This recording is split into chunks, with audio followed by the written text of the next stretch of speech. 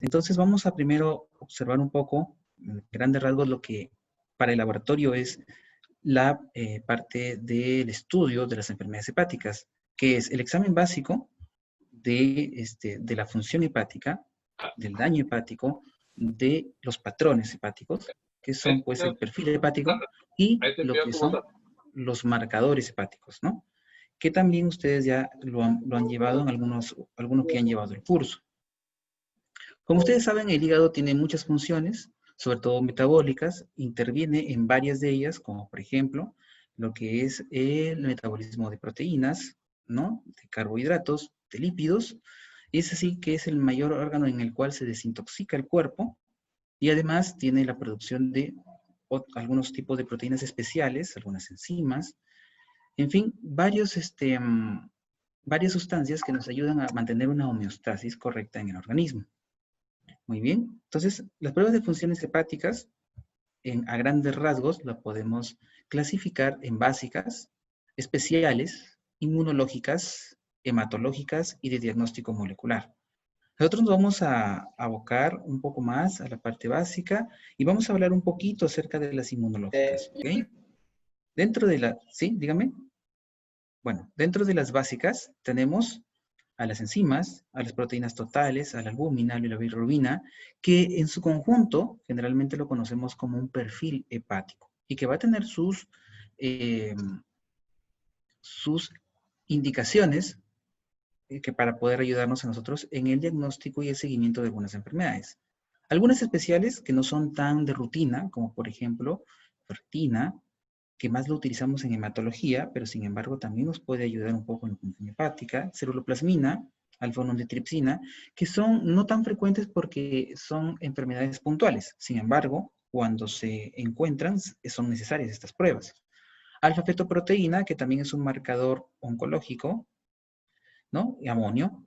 Inmunológicas, las inmunoglobulinas, los anticuerpos, porque estas son proteínas o gamma globulinas que van a estar producidas en el hígado, ¿no? Y la serología para hepatitis y VIH. Dentro de lo que a nosotros nos concierne más es la de hepatitis, ¿no? En las hematológicas, el recuento y fórmula y el tipo de proteína porque nos van a dar un indicio indirecto de cómo están las pruebas, de cómo está trabajando el hígado con relación a, por ejemplo, la producción de factores de coagulación y de cómo esto repercute en, por ejemplo, la cantidad de plaquetas, hematíes o glóbulos blancos que podamos tener y otras alteraciones. El diagnóstico molecular que ya ahora, hace mucho tiempo y de aquí al futuro va a ser prácticamente lo que va a mandar o va a comandar el laboratorio, ¿no? El futuro del laboratorio es cada vez más molecular, ¿no? Más microbiológico, más sencillo, más básico y no tan complejo como los cuerpos complejos, ¿no? Bien, de utilidad en las siguientes aplicaciones clínicas. Reconocer la presencia o ausencia de enfermedad hepatobiliar. Sí, claro, nos van a ayudar en eso. Hacer un diagnóstico diferencial, por supuesto. Muchas de estas pruebas nos van a decir, ¿sabes qué? Descarto. Esto no es hígado, esto puede ser, por ejemplo, hueso o puede ser otras cosas. Evolución de la enfermedad y pronóstico, por supuesto. En algunas cosas, algunos exámenes nos ayudan en el pronóstico y como vamos a ver también, algunas no nos ayudan en el pronóstico. Y determinar la toxicidad de fármacos. Muchos fármacos, algunos de ellos muy conocidos y utilizados por todos, incluso por los que no son médicos, como el paracetamol, puede ser muy tóxico cuando se toma en dosis inadecuadas. Los parámetros bioquímicos que nos ayudan a explorar la función hepática, entonces dentro de las pruebas bioquímicas tenemos a la alanino-aminotransferasa o también llamada ALT o TGP, que la utilidad clínica es en el daño hepatocelular. ¿Correcto? La aspartato-aminotransferasa o TGO, ¿no es cierto? Que también nos van a ayudar en el daño hepatocelular. ¿Por qué nos ayudan en el daño hepatocelular? Porque estas son enzimas que están dentro de los hepatocitos. Sin embargo, no son totalmente específicas porque también se encuentran en otras células del cuerpo, ¿correcto? Pero nos ayudan mucho cuando en su conjunto podemos hallar un patrón de un daño hepatocelular. Tenemos a la fosfatasa alcalina, también en las siglas de ALP, para fosfatasa alcalina, que la utilidad clínica sobre todo es para colestasis, para enfermedades infiltrativas o obstrucción biliar. La gamma-glutamiltransferasa, que nos ayuda bastante a poder determinar si esta fosfatasa alcalina que se está elevando es de origen hepático, entonces nos ayuda en colestasis, obstrucción biliar. La bilirrubina también, ¿no? Colestasis, en defectos en la conjugación, obstrucción biliar, y como vamos a ver más adelante, la bilirrubina, puede haber hiperbilirrubinemia, que puede ser por un daño hepatocelular o puede ser por una colestasis. En ambos se puede elevar la bilirrubina, pero la proporción de repente no va a ser igual. La albúmina, que propiamente dicho sí nos ayuda en lo que es función hepática, de forma indirecta, porque el hígado se encarga de la producción de las proteínas. Entonces, si yo tengo los valores de albúmina, puedo saber si ese defecto o alteración en esta producción es de causa hepática.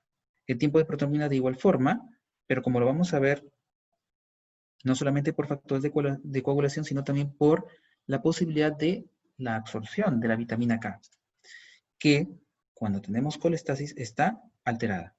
Globulinas, que también son, por ejemplo, ahí están las inmunoglobulinas, los anticuerpos, ¿no?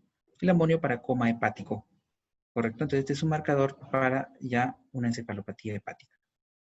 Bien, vamos viendo en primero las aminotransferasas. Dentro de lo que son las transaminasas tenemos a dos, las más importantes, porque hay más transaminasas. ¿Qué es una transaminasa? Es aquella sustancia, ¿no? Que lo que va a hacer es hacer un cambio de un grupo amino para poder, como su nombre indica, transferir un grupo amino y poder, de alguna forma, hacer aminoácidos, ¿no?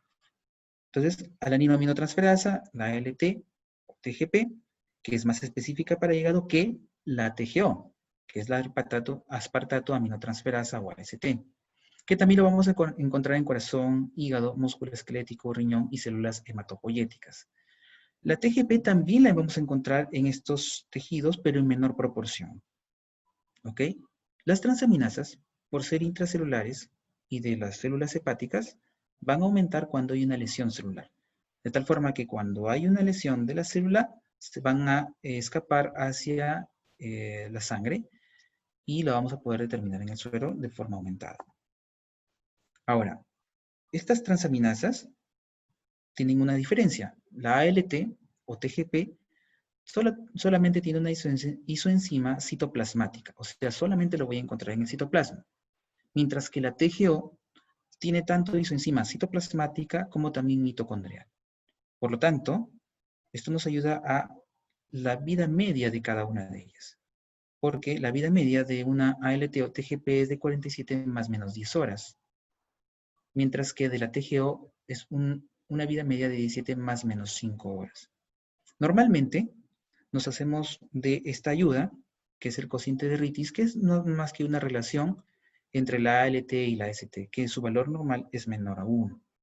Y que como vamos a ver más adelante, está alterado más la ALT cuando tenemos problemas netamente hepáticos y más la AST generalmente cuando tenemos problemas alcohólicos. ¿Cuál es el significado clínico de esta alteración de transaminasas? Pues nos ayudan en el diagnóstico de enfermedades hepatocelulares agudas y crónicas, ¿correcto? Bueno, pues aguda, crónica, nos ayuda bastante dependiendo de varios factores, no solamente las transaminasas, tenemos que hacer un conjunto de interpretaciones, ¿no? Nosotros podemos tener, por ejemplo, TGO y TGP a la vez aumentada. Si estas aumentan 30 a 100 veces más, se puede ver, por ejemplo, en hepatitis viral aguda, en necrosis hepática o tóxica, ¿no es cierto? En aquellas que son así tan aparatosas, podemos encontrar TGO, TGP 30, incluso hasta 100 veces más elevadas que el valor del límite superior de referencia. La TGO aumentada aislada, leve a moderada, también la podemos encontrar en cirrosis hepática, ictericia colestásica, metástasis hepática, enfermedad del músculo esquelético, cardíaco, traumatismos, intervenciones quirúrgicas, anemia hemolítica grave, mononucleosis. Miren, tantas otras opciones que tenemos para encontrar una TGO aumentada aislada, solamente la TGO. Entonces, tenemos esa esa diferencia entre la TGP y la TGO, ¿no? La TGP junto con la TGO me ayudan a enmarcar el problema en algo hepático, mientras que la TGO aislada podría ser, por ejemplo, lo utilizamos también bastante en lo que es un problema cardíaco, ¿no? Por ejemplo, en un infarto. También se le consideraba a este un marcador de infarto agudo de miocardio. Encontramos varias opciones, pero hay que quedarnos con esto. Una TGO aumentada de forma aislada, entonces, generalmente puede ser por cirrosis hepática, y hay que recordar que cuando aumentan las dos, pero tengo un predominio de TGO, generalmente va a ser por alcoholismo, ¿correcto? Una hepatopatía alcohólica. Mientras que cuando las dos están aumentadas, pero hay un predominio de TGP, generalmente puede ser, y es en grado menor, por ejemplo, hasta 5 veces el límite superior de la normalidad o de referencia, sería generalmente una hepatitis crónica. Y cuando ya este valor está por encima de, de 20 veces, entonces podría ser una hepatitis viral aguda. En este caso, el ejemplo que nos da la diapositiva es de 30 a 100 veces en estos ejemplos, ¿no? Muy bien. El significado clínico, grado de aumento, apenas se correlaciona con la severidad de la necrosis hepática y carece de valor pronóstico. Claro, o sea, un solo valor en sí alto no necesariamente va a significar que es más o menos severo una necrosis hepática, pero sí nos puede ayudar en relación a cómo va el cuadro, si va mejorando o no, en relación a sus valores en la misma persona, pero no como pronóstico. La TGO aumentada es útil para determinar la extensión de daño miocardio. También puede ser, ¿no es cierto? En la cirrosis, la liberación de TGO es mayor que la TGP porque hay mayor daño en mitocondria. Entonces, como nosotros recordamos en las diapositivas anteriores, habíamos visto que la TGO tenía una enzima mitocondrial y otra citoplasmática. Bueno, pues cuando hay un daño tan grande como una cirrosis, también está afectada la mitocondria y por lo tanto, en esas oportunidades sí la TGO aumenta más que la TGP.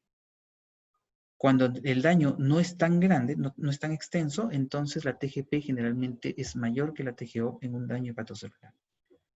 ¿Correcto? Y cuando es alcohólico, bueno, ya sabemos que la TGO es mayor que la TGP, ¿no?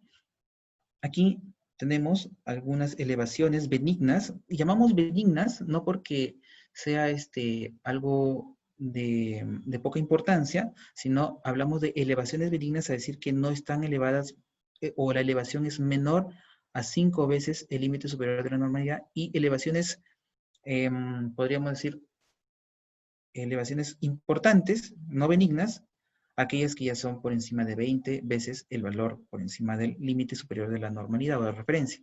Entonces, cuando tengo elevaciones benignas de las dos transaminasas, pero con predominio de ALT, generalmente encontramos o pensamos en hepatitis crónica.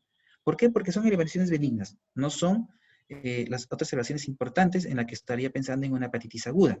Entonces, cuando son benignas, pero hay predominio de ALT, ¿quién es más específica? La ALT. Por lo tanto, hepatitis crónica C, hepatitis crónica B, en algunos casos hepatitis viral aguda, pero no, virus de Epstein-Barr, citomegalovirus, en algunos casos podría estar como elevación benigna, pero generalmente la hepatitis viral aguda me produce una elevación más importante. También lo puedo encontrar en esteatosis hepática, hemocromatosis, también por medicaciones y tóxicos, pero si llegamos a una hepatitis tóxica, necrótica, entonces ahí habría mayor AST que ALT, ¿verdad? Hepatitis autoinmune, deficiencia de alfa-1 antitripsina, enfermedad de Wilson, enfermedad celíaca. Y cuando tengo elevación benigna de ALT y AST, pero con predominio de AST, a la cabeza, ¿en qué pensamos? En hepatopatía alcohólica, hepatitis alcohólica. Y cirrosis, ¿correcto? Entonces, acordémonos de esto. Si yo tengo predominio de ALT, o la única forma en que yo tengo predominio de AST va a ser cuando hay hepatitis alcohólica y en cirrosis. Mientras que en las otras voy a encontrar predominio de ALT. Causas no hepáticas en que se puede aumentar estas transaminasas, en algunos casos en hemólisis, miopatías, enfermedad tiroidea, ejercicio intenso y macro-AST. Esto también es importante recordar. Si yo tengo un aumento de TGO aislado, puede tratarse de una isoforma de la STA, de la TGO, una macro TGO. ¿Qué es una macro TGO? No sé si ya han dado un examen, me habían pedido unas preguntas, no sé si lo van a dar de repente al final o ya lo dieron. Una macro AST o macro TGO es un TGO que está unido a una inmunoglobulina, a una IgG, ¿no? Generalmente no es, es un poco raro, no es tan frecuente, pero en algunos casos se va a encontrar en personas en que yo, por ejemplo, ya soy un médico, viene mi consulta, se hace un chequeo y de repente encuentro TGO aumentado aislado. El resto del perfil hepático está normal, pero solamente el TGO está aumentado. Entonces, ¿qué puedo hacer yo? Generalmente en el laboratorio lo que se hace es almacenar esa TGO, ¿no? O esa muestra del paciente entre 2 a 8 grados centígrados y a las 48 horas vuelvo a medir y si ese TGO ha disminuido el 65% de su valor, significa que lo más probable es que haya sido una macro AST o una macro TGO. Y me faltaría corroborar este indicio o este hallazgo con una electroforesis de proteínas, ¿no? Para poder hallar que realmente se trata de esta macro AST. Si por el contrario, después de las 48 horas, el valor se mantiene, entonces sí es una TGO, no es una macro AST, ¿correcto? Ya no sería una macro TGO. ¿Bien? Bien, hasta ahí las transaminasas. Vamos a ver ahora lo que es fosfatasa alcalina. Habíamos visto que las transaminasas, al estar dentro del hepatocito, su incremento en sangre nos van a dar un indicio de un daño hepatocelular. La fosfatasa alcalina generalmente es una distribución amplia en varios tejidos y generalmente en membranas, ¿no? Por eso dice enzima de membrana. Por eso es que no se sabe si de repente tiene una función metabólica de transporte de lípidos, ¿no? En intestino, calcificación ósea o transporte de algunas sustancias a través de las células, ¿correcto? Entonces, ampliamente distribuida y por eso es que tampoco es específica de hígado. Sin embargo, hay una isoenzima de la fosfatasa alcalina que sí es más específica de hígado, ¿correcto? Muy bien.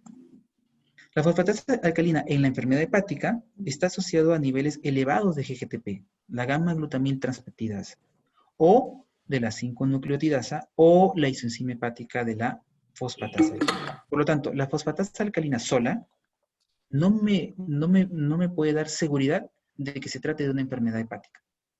Para yo poder estar de alguna forma más cerca a un diagnóstico de una enfermedad hepática por fosfatasa alcalina, necesariamente tengo que utilizar una prueba más, que puede ser la GGTP, la 5-nucleotidasa, ¿correcto? Si yo encontrara la fosfatasa alcalina sola aumentada, podría incluso ser debido a los tejidos que hemos visto acá, hueso, riñón, intestino, placenta. Entonces, cuando hay una obstrucción extrahepática o una obstrucción intrahepática, generalmente la fosfatasa alcalina es la que aumenta. Puede ser de 3 hasta 10 veces, ¿correcto? Entonces, cuando yo tengo un problema obstructivo colestásico, un patrón colestásico, la fosfatasa alcalina aumenta. Mientras que en las enfermedades hepáticas parenquimales también va a aumentar, pero menos a 3 veces su valor normal, ¿correcto? Entonces, quiere decir que tanto en un problema hepatocelular como en una colestasis va a aumentar la fosfatasa alcalina, pero los niveles no van a ser iguales. En una colestasis de 3 a 10 veces más, mientras que en una enfermedad hepatocelular menos a 3 veces más. Pero las transaminasas sí van a estar aumentadas, ¿correcto? Las transaminasas aumentarán también en un problema colestásico, también aumentan en un problema colestásico, pero al contrario de lo que sucede con la fosfatasa alcalina, en un problema colestásico las transaminasas aumentan menos de 3 veces su valor normal y más bien en un problema hepatocelular más de 3 veces su valor normal. La fosfatasa alcalina. ¿Cuáles son las causas de elevaciones séricas de la fosfatasa alcalina? Causa patológica, tenemos obstrucción del conducto biliar, ¿no? A la cabeza, lo que es el patrón colestásico. Pero también lo podemos encontrar en una cirrosis biliar primaria, en una colangitis esclerótica primaria. También pueden elevarse por algunos medicamentos, por enfermedades infiltrativas del hígado, metástasis hepáticas, hepatitis mismas también pueden elevarse porque son daño hepatocelular, pero no mayor a 3 veces el límite superior de la normalidad en cirrosis, en colestasis benigna recurrente, ¿no? Como vemos, la fosfatasa alcalina va a estar en muchas membranas celulares y por lo tanto puede aumentar en cualquiera de estas causas. Causas no hepáticas, ¿no? Enfermedad del hueso, muy frecuente, como diagnóstico diferencial, de una fosfatasa alcalina muy aumentada, por ejemplo, una enfermedad de Payet. El embarazo, insuficiencia renal crónica, linfoma y otras malignidades, fallo cardíaco congestivo, crecimiento en los niños. Ojo, podría ser solamente el crecimiento. Por eso es que se sabe que la fosfatasa alcalina tiene que tener su rango de referencia de acuerdo al grupo etario que vamos a estudiar, ¿no? No es lo mismo el valor normal en niños que en jóvenes y en adultos. Infección o inflamación. También podríamos encontrar la fosfatasa alcalina aumentada. Muy bien, la gamma-glutamil transferasa es otra de los componentes del perfil hepático que van a formar parte del patrón colestásico y que esta al menos es necesaria para poder determinar si esa elevación de fosfatasa alcalina es debido a un problema hepático. También es una enzima de membrana. Tiene también distribución tisular en riñón, páncreas, hígado, vaso, pulmón, todos excepto músculo. Entonces, he ahí la importancia de la GGTP. Si yo tengo una elevación solo de fosfatasa alcalina, pero no de GGTP, entonces tengo que pensar en un problema muscular. No lo puedo descartar. Sin embargo, si tengo la alfa-fosfatasa alcalina aumentada y también la GGTP, descarto el problema muscular, ¿no es cierto? Porque no se eleva en problemas musculares y me aboco un poco más al hígado. Su vida media es de 10 días, pero estos 10 días pueden alargarse hasta 28 días cuando el problema es por alcohol. La gamma-glutamina transferasa es difícil de metabolizar cuando tenemos un problema de hepatopatía alcohólica. Entonces, acordarnos que la GGTP, su vida media es de 10 días, pero cuando se trata de una hepatopatía alcohólica puede llegar a durar 28 días. Elevada en mayoría de enfermedades hepáticas, ¿correcto? Es un poquito más específica que la fosfatasa alcalina en el patrón colestásico y valores mayores cuanto mayor es la lesión.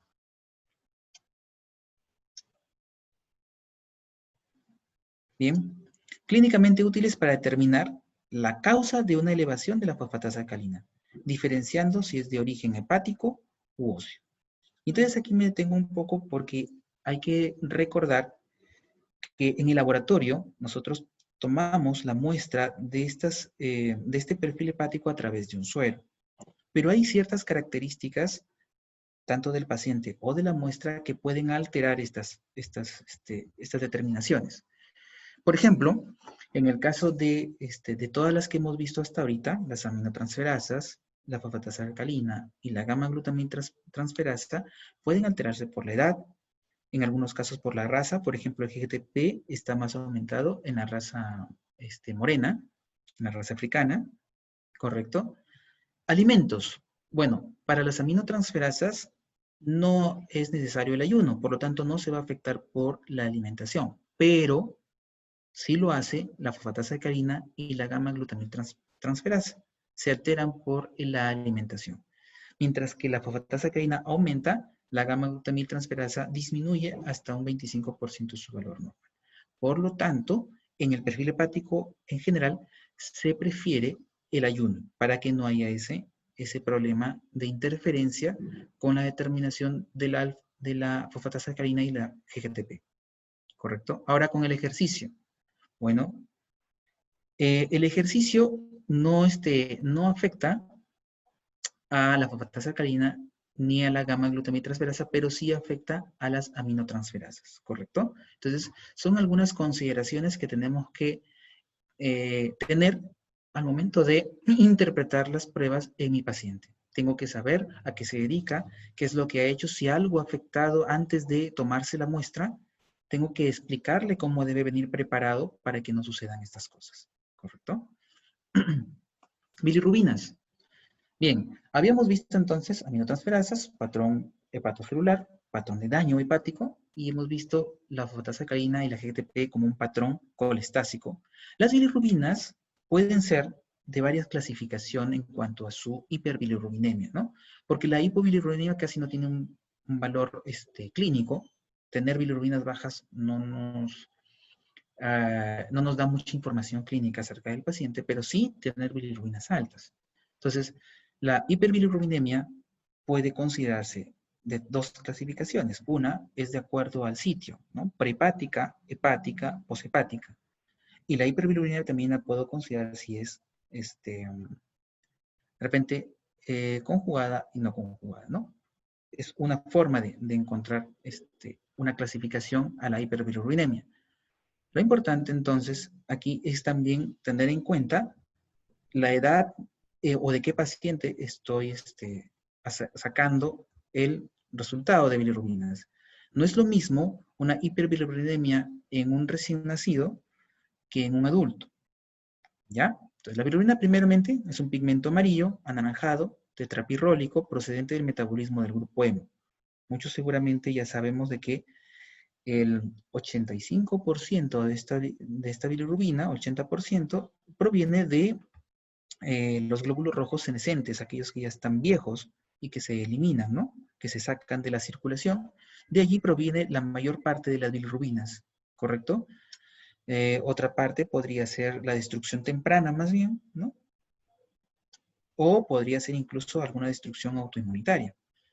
La bilirrubina directa o conjugada es aquella que se conjuga en el hígado a través de la glucuronidtransferasa, la enzima glucuronidtransferasa. Mientras que la bilirrubina indirecta o no conjugada es aquella que no ha pasado por el hígado o que a pesar de pasar por el hígado por algún defecto en esta enzima, no se conjuga, ¿correcto? Hay que recordar que esta bilirrubina directa o conjugada es soluble, mientras que la bilirrubina indirecta o no conjugada es insoluble y por lo tanto viaja unida al albúmina para poder trasladarse. Ambas van a ser afectadas por la luz. Por ahí la causa de que en algunos casos, cuando hay hiperbilirrubinemia, se trate con fototerapia. El valor normal de la bilirrubina total es menor de 1 miligramo por decilitro y de la bilirrubina directa menor a 0.4 miligramos por decilitro. Se hace clínico, o sea, vas a tener ictericia cuando tienes una bilirrubina total mayor de 2 a 3 miligramos por decilitro, ¿correcto? Ahora, entonces yo puedo tener ictericia. Miren, dentro de la clasificación habíamos visto una que puede ser hepática, poshepática, pero también puedo tener una que es hepatocelular y otra que es colestática. Quiere decir que ambos patrones, tanto de daño hepatocelular como la colestasis, en ambos puedo encontrar ictericia. Pero la diferencia está que en la ictericia hepatocelular la alteración es de captación, de conjugación y de excreción de bilirrubina. Por lo tanto, si yo tengo problemas en la captación o de conjugación, puedo tener un problema de la enzima que habíamos visto, ¿no? La glucuronidtransferasa. Y de excreción, como ya vamos a ver algunas enfermedades autosómicas recesivas. Aquí voy a encontrar un aumento de la bilirrubina directa y de la bilirrubina indirecta, ¿correcto? ¿Sí? De las dos. Dependiendo del lugar, ¿no es cierto? Como es hepatocelular, va a haber un poquito de predominio de la bilirrubina directa, pero voy a encontrar las dos aumentadas. Mientras que en el patrón colestásico hay una alteración en la excreción de la bilirrubina. Y por lo tanto, lo que voy a encontrar aumentado es la bilirrubina directa, no la indirecta. ¿Correcto? ¿Y cuando voy a encontrar una bilirrubina indirecta o un predominio de bilirrubina indirecta? Es cuando tengo una ictericia prehepática generalmente, ¿no? O también cuando tengo una hepatocelular, pero en la que el defecto es de conjugación. Entonces, como ya se pasa la albúmina, empezamos a explicar. Los defectos de conjugación generalmente tenemos aquí ictericia hepatocelular por síndromes autosómicos recesivos como el síndrome de Gilbert y el síndrome de Klinger-Najar, tanto 1 y 2. El síndrome de Klinger-Najar puede ser completo, el 1, que en el cual no hay prácticamente nada de glucuronidtransferasa, y el 2, en donde hay cierta actividad de esta enzima. Por lo tanto, el valor de la bilirrubina puede llegar en el Klinger-Najar 1 a ser mayor a 25 miligramos por decilitro, mientras que en la Klinger-Najar 2 generalmente está entre 5 a 20 miligramos por decilitro. En cambio, en el síndrome de Gilbert, generalmente está en menos de 3 miligramos por decilitro. Se mantiene con ictericia clínica, pero no tan alta. Por lo tanto, entonces hay que recordar estos dos síndromes cuando tenemos un defecto de conjugación. Entonces, ¿cuál es el predominio ahí? Como no hay conjugación, el predominio o esa hiperbilirubinemia va a ser de tipo indirecta. Mientras que cuando tengo un problema de excreción, voy a tener al síndrome de Rotor y el síndrome de Dubin-Johnson. En estos dos, lo que va a haber es un defecto para la excreción de la bilirrubina. Y por lo tanto, el predominio va a ser de bilirrubina directa. Cuando tenemos el problema de una hiperbilirrubinemia de ese grado, por ejemplo, en los pequeños, en los recién nacidos, con enfermedad hemolítica de recién nacido, es cuando por todavía la inmadurez de su barrera hematoencefálica, presentar el kerníterus, ¿no? Que es un daño a nivel de ganglios basales irreversible para ese bebé, ¿correcto? Y que necesita entonces su tratamiento inmediato con terapia invasiva, a veces con transfusiones y con exsanguínea transfusión, ¿no? Muy bien. Entonces, la bilirrubina forma parte tanto del patrón colestásico como del patrón hepatocelular. La diferencia está en que en el hepatocelular, dependiendo de la causa, puede haber un predominio de bilirrubina indirecta o de directa. Las dos están aumentadas. Mientras que en el patrón colestásico es un predominio de bilirrubina directa. En general, las bilirrubinas se encuentran elevadas más en un patrón colestásico que en un patrón hepatocelular, ¿correcto? Entonces hemos visto quiénes forman parte del patrón hepatocelular, quienes forman parte del patrón colestásico. Ahora entramos a ver a la albúmina, que es la proteína más importante para lo que es la presión oncótica en la sangre. Esta albúmina indirectamente nos va a medir la función hepática. Entonces, este es como un patrón, un tercer patrón de función hepática. Primero era daño, el segundo era colestasia, o éstasis, obstrucción, y este es un patrón de función. Entonces, indirectamente, la producción de albúmina, al ser hecha en el hígado, si está disminuida, significaría que hay un problema en su producción, en la función de producción de proteínas del hígado, ¿correcto? Un aumento de la albúmina solamente se encuentra en algunos casos de iatrogenia, es decir, que le ponemos mucha albúmina al paciente vía endovenosa. Por ejemplo, se puede ver en aquellas personas que tienen síndrome nefrótico, que al tener baja albúmina, entonces empezamos a colocar y podemos elevarle después, normalizar y encima aumentar el nivel, ¿no? La otra forma es una hemoconcentración, ¿no? Entonces, un paciente deshidratado podría aumentar relativamente, no absolutamente, el nivel de albúmina porcentual. Y eso haría que tenga una hiperalbuminemia. Sin embargo, eso no es tan frecuente y no es tan importante como si lo es la hipoalbuminemia. Entonces, una hipoalbuminemia es un indicio indirecto de que la función hepática está alterada. Entonces, su disminución puede ser resultado de disminución de síntesis proteica hepática. En hepatitis aguda, normal. ¿Por qué? Porque generalmente esto decae cuando el proceso es crónico. Entonces, caen gradualmente. Como demoran en caer, si yo encuentro una albúmina disminuida, estoy hablando de una función hepática alterada, pero generalmente es de un proceso crónico. El uso clínico, reconocimiento de cirrosis y a determinar su severidad. La albúmina sí me ayuda con el pronóstico y la severidad del cuadro. Las globulinas son otro tipo de proteínas, correcto, que también varias son producidas en el hígado y que tenemos de varias clases, ¿no? Alfa-globulinas, beta-globulinas, gamma-globulinas, ¿no? Alfa-globulinas disminuyen en enfermedad hepática crónica, las gamma-globulinas aumentan en la mayor parte de enfermedades crónicas. Este aumento de gamma-globulinas puede ser policlonal o puede ser tipo monoclonal. Cuando es policlonal, quiere decir que es por un tipo. Policlonal quiere decir que son varios tipos de clonas de células que van a producir estas inmunoglobulinas y que van a tener especificidad a diferentes epítopes de un mismo anticuerpo, de un mismo antígeno.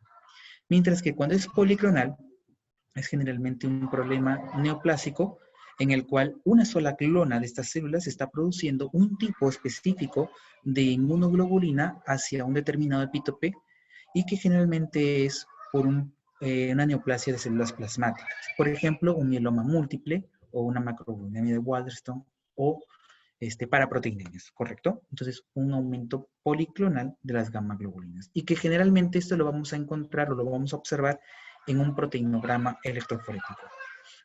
El otro incremento policlonal de globulinas puede ser por la cirrosis, ¿correcto? Entonces, aquí tenemos un cuadrito en el que podemos observar un patrón electroforético de las proteínas plasmáticas. Tenemos albúmina, alfa-1 globulinas, alfa-2 globulinas, beta-1 globulinas, beta-2 globulinas. En algunos casos solamente se considera una sola beta-globulinas y gamma-globulinas. Y aquí están los ejemplos de las proteínas que se encuentran en estas regiones.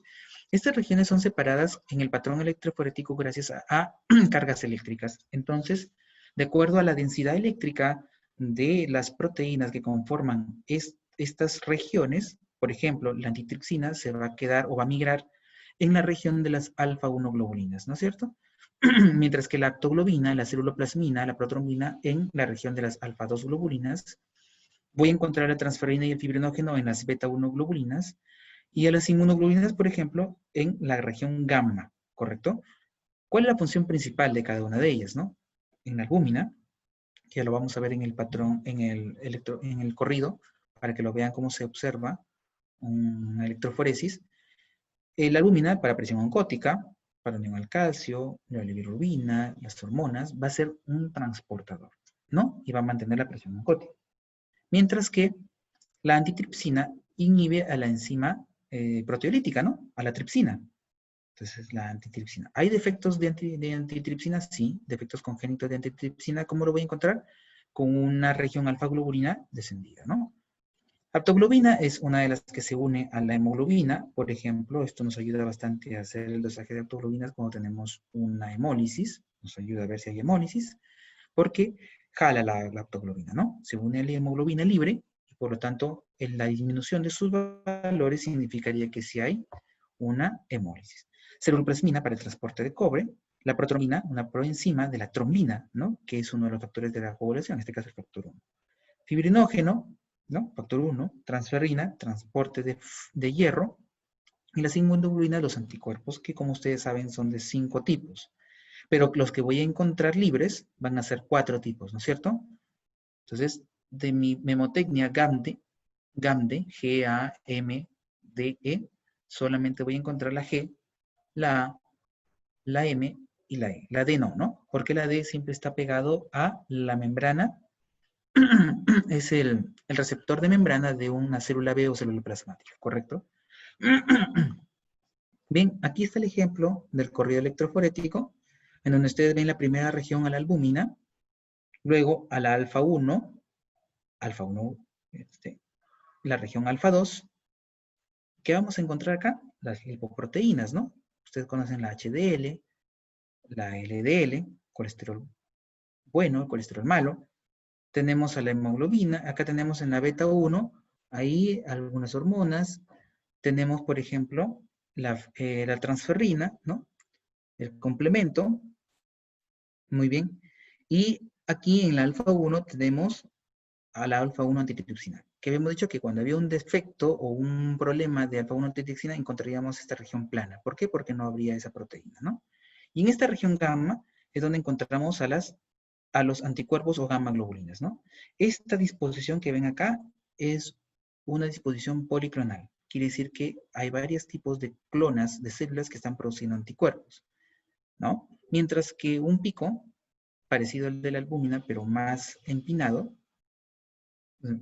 con una base menos ancha, entonces sería un pico monoclonal, como por ejemplo en el mieloma múltiple, ¿correcto? Entonces esos patrones, inmediatamente al ver la figura, nos damos cuenta si es un patrón electroforético normal o de repente es un patrón electroforético anormal. También hay otros patrones que nos pueden dar indicio de, por ejemplo, una enfermedad cirrótica, una enfermedad alcohólica, enfermedades como defectos de algunas proteínas, defectos congénitos, o por ejemplo aumentos de algunos lípidos, que por ejemplo pueden estar en un síndrome nefrótico aumentado. Todo ello nos puede ayudar la electroforesis de proteínas. Y bueno, tenemos también el tiempo de protrombina. Algunos no lo consideran dentro del examen básico hepático, pero sin embargo, sabemos de que el tiempo de protrombina tiene bastante ayuda en la parte de descarte de una enfermedad hepática, sobre todo en la función hepática, como por ejemplo cuando tenemos ya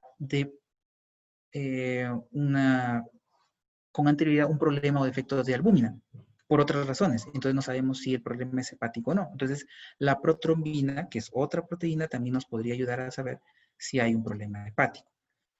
Índice sensible de función hepática, el TP valora factores 1, 2, 5, 7, 9 y 10, que son vitamina K dependientes y que son producidos en el hígado. La vida media de los factores es de 6 horas a 5 días. El valor referencial de este tipo de protrombina es de 12 a 13 segundos. Cuando hay un problema de función hepática, generalmente aumenta este tiempo de protrombina, ¿correcto? O bien sea por defectos en los factores o por ejemplo, un problema colestásico. Cuando hay un problema colestásico, al no haber bilirrubina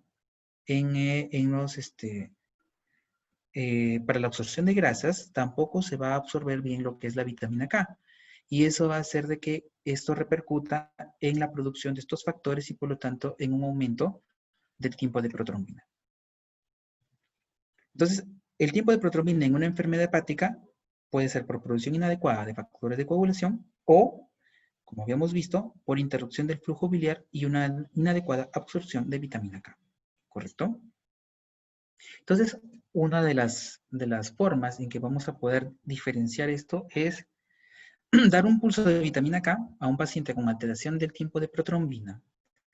Si mejora con ese tratamiento, significa que lo más probable es que sea un patrón colestásico, mientras que si no mejora es que probablemente sea por déficit de factores de coagulación en su producción u otros problemas de coagulación.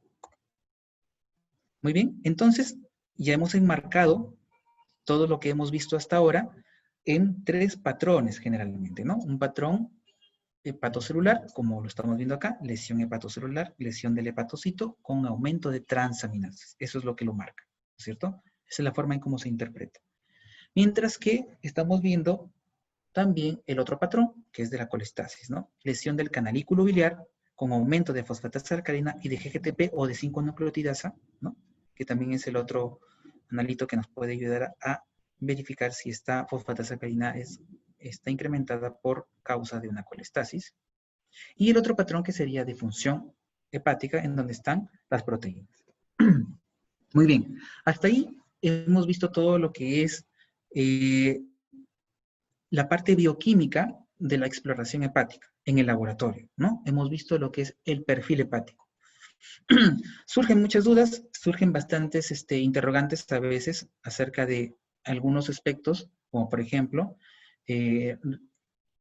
algunas interferencias que pueden haber con el examen, con la muestra, con el paciente. Por ejemplo, estaba olvidándome decir que el índice de masa corporal puede aumentar las transaminasas, puede también aumentar, por ejemplo, la fosfatasa alcalina o la GTP. Entonces, son algunas consideraciones que debemos tener en el momento en que interpretamos un examen. Hay que ver quién es ese paciente. No va a ser solamente valores de laboratorio.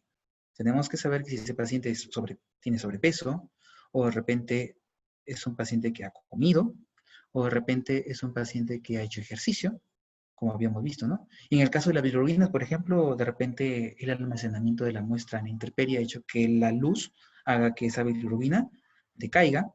Entonces son varios factores que pueden determinar el resultado final y la interpretación de un examen.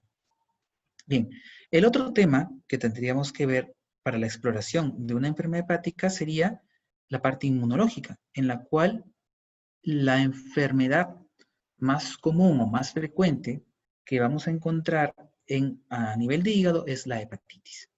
La hepatitis que generalmente va a ser viral y que puede ser aguda o crónica, dependiendo del tipo de virus. Ya sabemos que los virus más frecuentes que encontramos para hepatitis son el virus A, el B, el C, el D y el E, ¿no?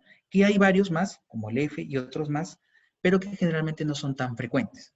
Entonces, y dentro de estos en frecuencia, los que más nos interesan a veces son eh, hepatitis B, hepatitis C y la otra forma de transmisión a través de la hepatitis A, ¿verdad? Bien, entonces, en una hepatitis aguda, yo también voy a encontrar elevado las transaminasas, voy a encontrar elevado la fosfatasa alcalina y la GTP. Pero como ustedes ven ahí, ¿qué se va a elevar más? Una hepatitis aguda, lo que más está afectándose es la parte hepatocelular, el daño hepatocelular, más que los canalículos, que también se estaban viendo afectados. Por eso es que va a haber un aumento de todo, pero lo que más se va a elevar, obviamente, es la ALT, que es un poquito más específica, ¿correcto? Y por eso es que se eleva más la TGP. En segundo lugar, estamos viendo que también se eleva la TGO, claro, y cuando las dos están elevadas, me dan una gran información de que esto probablemente es hígado y no es otro órgano. Se eleva también la GGTP, que es un poquito más específica que la fosfatasa alcalina, ¿no es cierto? Pero de forma menor que cuando se trata de un patrón colestásico, ¿correcto? Mientras que en una ictericia obstructiva, ¿qué encuentro?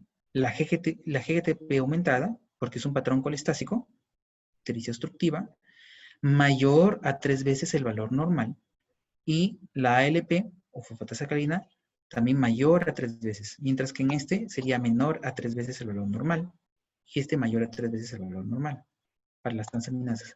Pero en la ictericia obstructiva, las transaminasas también se elevan, pero en menos nivel que en un problema hepatocelular, ¿no? Menor a 3 veces el límite superior de la normalidad, ¿correcto? En una hepatitis alcohólica, habíamos visto el índice de Ritis y habíamos explicado que cuando hay un problema alcohólico se daña la mitocondria. Y por lo tanto, quien tiene mitocondria generalmente es o la enzima de AST. Por eso es que entre las transaminasas, ¿no es cierto? La que más se va a elevar en un problema alcohólico va a ser la TGO y luego la TGP.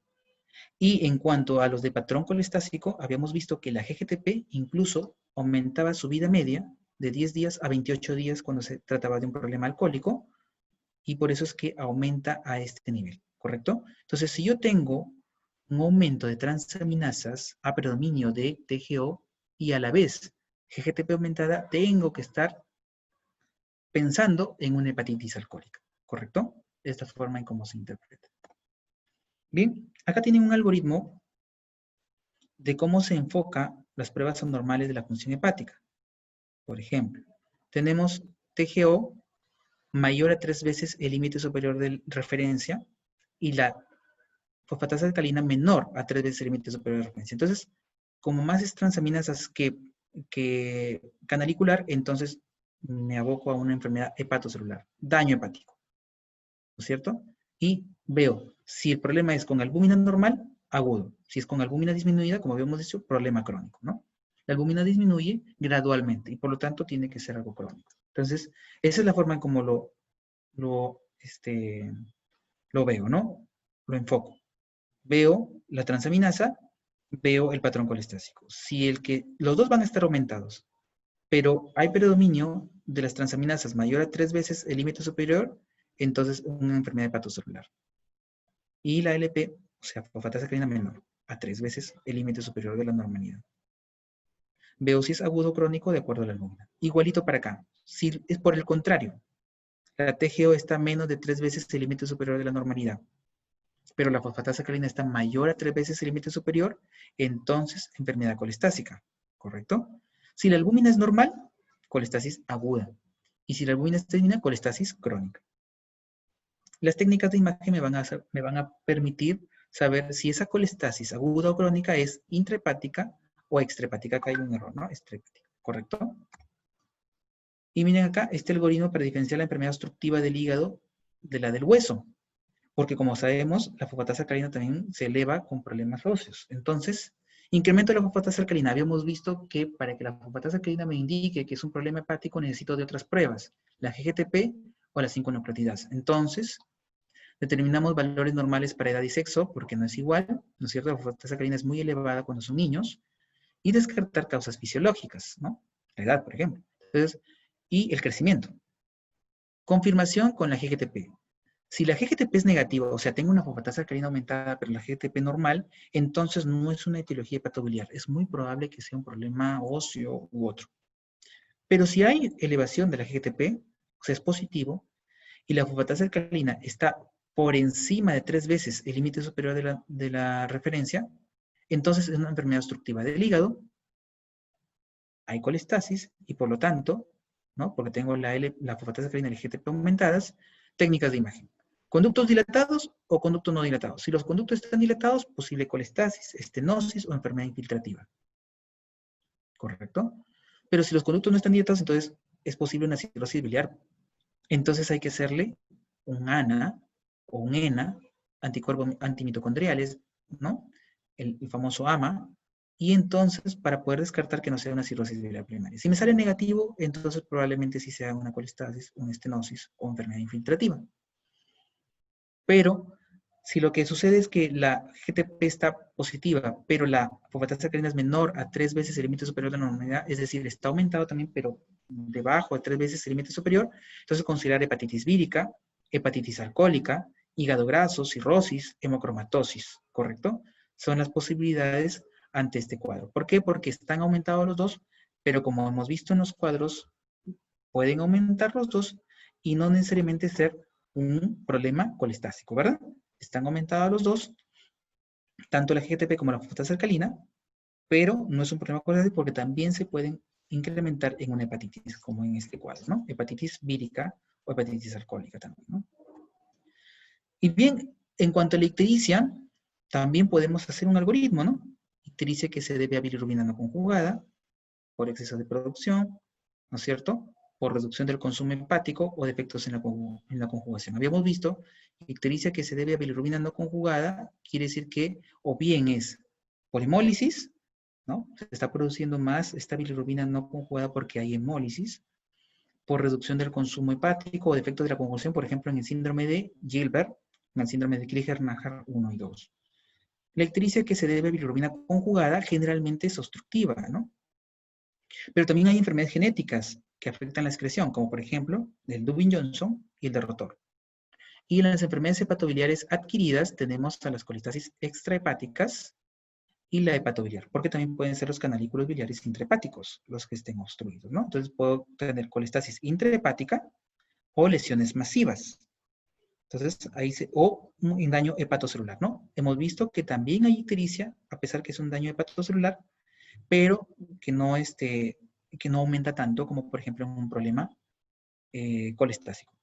Que puede ser agudo o crónico y que sabemos que eso lo determinamos a través de la albúmina. Si la albúmina está normal, entonces sería algo agudo, y si la albúmina está disminuida, sería algo crónico, ¿correcto? Creo que hasta ahí había preparado esta charla. Sin embargo, para poder enmarcar lo que es la otra parte, la otra cara, la parte inmunológica, recordar que hay marcadores, sobre todo de hepatitis B, que nos van a dar un indicio de qué es o cómo interpretar la infección en ese paciente. Primero, recordar que la hepatitis B generalmente es crónica, en muy pocos casos va a ser aguda, pero se puede dar, y que los marcadores, para poder determinar que es una hepatitis aguda B, generalmente necesito o bien el antígeno de superficie o bien el anticuerpo core IgM. ¿Quién me va a decir a mí si realmente es agudo? Con certeza es el core IgM, porque el antígeno de superficie, a pesar que es el primer marcador que aparece, también puede estar presente en una hepatitis crónica.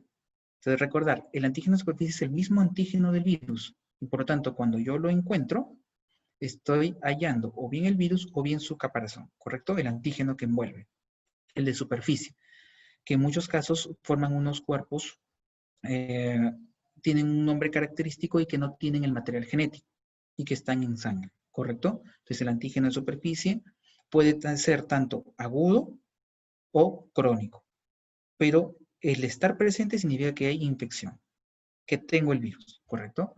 Antígeno de superficie. El core puede ser total o puede ser IgM. Habíamos visto que el core IgM es de una infección aguda. ¿Pero qué es el core? El core es un antígeno, pero lo que yo voy a determinar o lo que yo voy a hallar es un anticuerpo. A diferencia del antígeno de superficie, que lo que voy a detectar es el mismo antígeno, lo que voy a detectar en el core es un anticuerpo creado por la misma persona. Entonces, mi reactivo lo que va a determinar es o lo que va a hallar es un anticuerpo. El anticuerpo puede ser total cuando se trata de IgG y IgM, o puede ser solo M cuando estoy tratando de ver el subtipo de inmunoglobulina M para saber que es algo agudo, ¿correcto? Entonces, ¿cuándo yo voy a tener core? Core voy a tener desde que me infecto para toda la vida. Core total porque la IgG va a permanecer durante toda nuestra vida si nos infectamos alguna vez. Core total. Core IgM solamente en la fase aguda, ¿correcto? Antígeno E. Antígeno E lo voy a encontrar cuando tengo una hepatitis B que está replicándose. Entonces, el antígeno E me va a indicar replicación del virus. Y el anticuerpo contra el antígeno E lo voy a encontrar cuando ese virus ya no se replica, cuando está en fase convaleciente, cuando está a puertas de sanar, ¿correcto? ¿Cuándo voy a encontrar el anticuerpo contra el antígeno de superficie? Lo voy a encontrar en dos formas. Una puede ser porque me sané, hice la infección, tuve antígeno de superficie y luego hago anticuerpos contra ese antígeno de superficie. Una vez que yo ya encuentro anticuerpos contra antígeno de superficie, quiere decir que yo ya me defiendo contra ese virus. Ya soy inmune al virus, ya me curé. Ya hice anticuerpos contra el virus, ¿correcto? Anticuerpos contra el antígeno de superficie, me curé. O la otra opción es que tenga esos anticuerpos porque me los han inyectado o me los han estimulado a través de una vacuna. Entonces, cuando me vacuno, también puedo tener anticuerpos contra el antígeno de superficie hepatitis B. ¿Cómo voy a diferenciar si es por vacuna o si es por infección? A través del marcador core. Si el core está presente, sea total o sea IgM, generalmente el core total, que es el más frecuente, significa que al tener anticuerpo contra antígeno de superficie y core es porque me curé. Pero si el core no está presente, significa que he sido vacunado, porque no he tenido la infección. Mientras no haya core, significa que yo no he tenido la infección. Esa es la diferencia, entonces, entre un anticuerpo con antígeno de superficie con core o sin core.